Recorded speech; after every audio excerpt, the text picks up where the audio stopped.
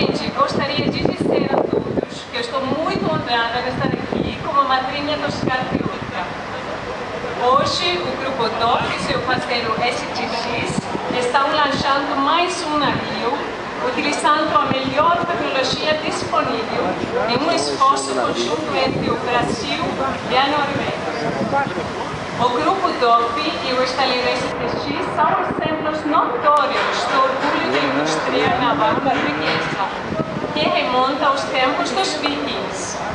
Muitos de vocês não devem saber que a tradição de batismo de navios teve origem com a era dos vikings há mais de 1000 anos atrás.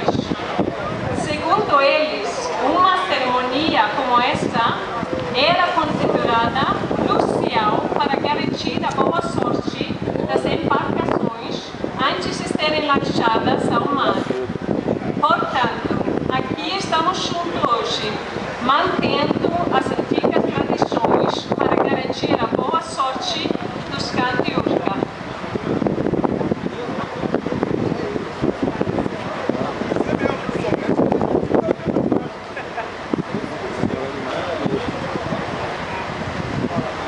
Eu te batizo, Scandi Ultra, que Deus te guie através dos mares e oceanos, protegendo sua tripulação de ventos e tempestades.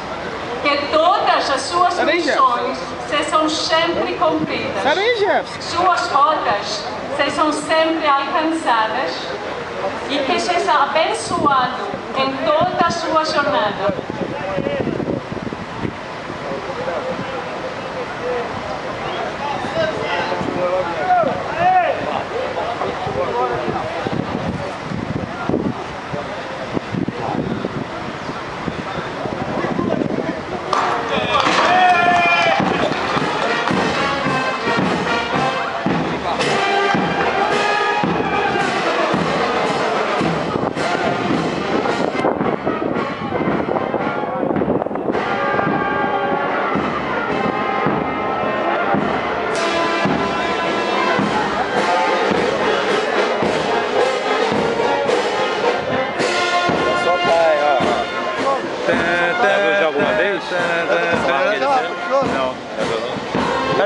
Tá lembrado? Claro.